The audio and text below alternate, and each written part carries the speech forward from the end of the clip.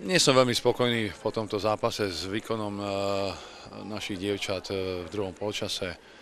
Veľmi vlážne pristúpili k tomu, čo dôsledkom bolo aj strašné množstvo stratených lôpt, nízka úspešnosť streľby.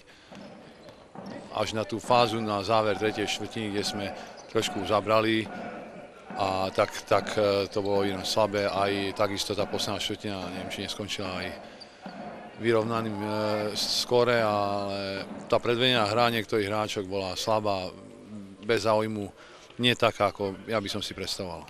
Čomu to možno pripísať, absencia motivácie?